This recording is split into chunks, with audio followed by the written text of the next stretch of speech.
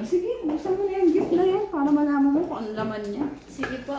Kanina ko pa din po gustong buksan eh. Oh, pansat kanton? Oh, mga dilata.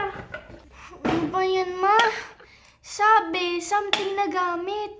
Pero, itong binigay sa atin parang ipinamimigay ng barangay na pamaskong hotdog eh.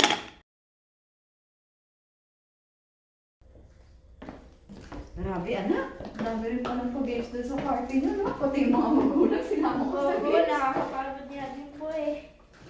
Sige, buksan mo na yung gift na yan para malaman mo kung ano laman niya. Sige po.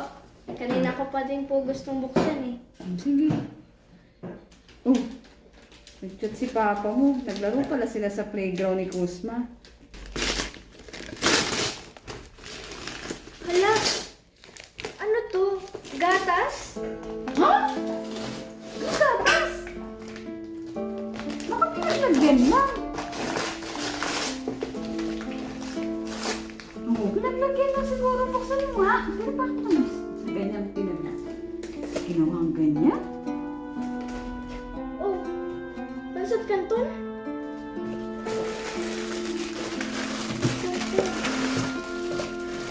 Oh, mga dilata. Ay, ano ba naman yan? Tapos may sabon pa. Diyos ko, ano ba naman yan? Oh my God, ba't naman ganyan? Sigurado ka? Ito yung regalo sa'yo? Opo. Baka nagkamali lang. Ay, sa'yo nga talaga, Amanda. Sabi ko, ba't naman ganyan? Grabe naman to. Worth 150? Samantalang yung order natin para doon sa regaluhan mo, sa online, lagpas-lagpas sa 200 yun. Tapos ayun, 150 ganyan. Ano ba naman yan? Ano ba yan, ma? Sabi, something na gamit. Pero, itong binigay sa atin parang ipinamimigay ng barangay na pamaskong hotdog eh. Sino ba nabigay sa inyan, anak? Si Tato po. Sino doon? Yung sinabi ko po sa inyo kanina na mabaho po nung bumulong po ako sa inyo. Ayun ba? Yung may nanay na parang hindi nag-ayos? Ano ba naman yan? Diyos ko naman, ba't naman ganyan regalo nila? Baka nga galing yan sa barangay. Uy, ano ba yan? Nandun pa lang ako sa malayo, naririnig ko na yung dalawa. Pa, tingnan mo kasi ito niregalo sa akin. Parang pamaskong handog na galing sa barangay. Naka, pasabi na natin teacher mo. Patingin nga, teka. Dito ka nga. Oh. Ano ba usapan niyo sa teacher niyo na regalo dapat? Worth 150. Tapos kami, nagkakandara pa kami umorder sa online para masatisfy yung regaluhan namin. Tapos tignan mo naman kung ano yung makukuha ng anak mo. Di ba nakaka-disappoint yan? Pero yung regalo mo, okay naman. Oo, naku, lagpas pa nga sa 200 pesos yun eh. Bakit daw ito regalo na nagbigay sa'yo? Aba, malay namin dyan. Kaya nagkakaganto kami kasi ganyan na natanggap namin eh. Wow, sabihin mo kay mama ayoko niyan. Ano gagawin natin dyan? O, sige. Teka nga. Puro nga kayo, saglit. Puro kayo. Sino bang classmate mo nagbigay nito? Yung nagbigay kasi niyan pa, yung palagi ang pawisan, baho-baho, tapos hindi man lang ayusin yung uniform. Tagalooban kasi yun eh. Tapos ang dami pang absent dun pa. Teka. Medyo... Ano gagawin natin dyan? Buti nga meron kaysa wala. Tsaka... Grabe kayo magsalita sa bata. Baka naman mamaya. Yan sinasabi ko sa'yo, di ba? Ikaw na nagsabi, laging absent. Hindi naayos yung sarili. Baka naman may problema yung bata sa kanila o talagang wala siyang pang-stage gift.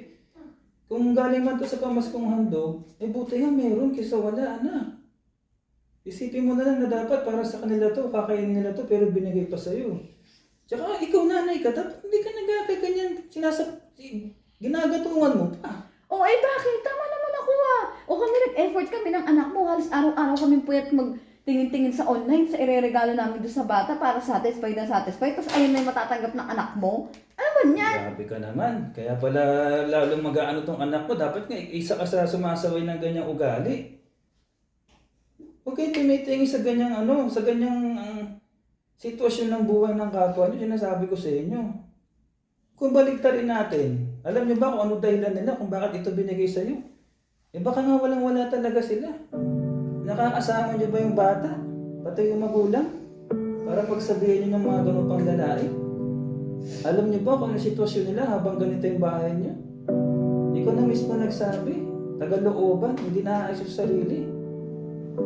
Baka may kakulangan sila na dapat mas intindihin natin kaysa pagsabihin natin hindi maganda. Tsaka magpapasko ngayon. Kung magiging masama ugali mo dahil sa Pasko na yan, huwag mo na pag-aralin to. Useless lang din pala yung ginagawa kong pagsisikap para pag-aralin anak mo tapos magiging ganyan lang yung asa.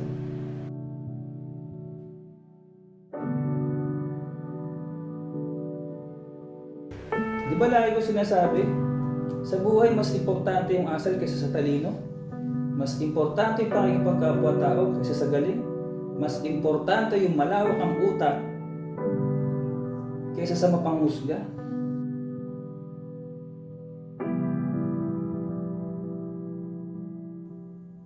Ibigay mo sa akin kung anong kontak ng nanay at yung bahay ng bata. Ibigyan ko na regalo ngayong Pasko. Naturingan kayong magaganda mag-ina. Pero yung asal nyo hindi bagay sa inyo. Baguhin nyo yan ha.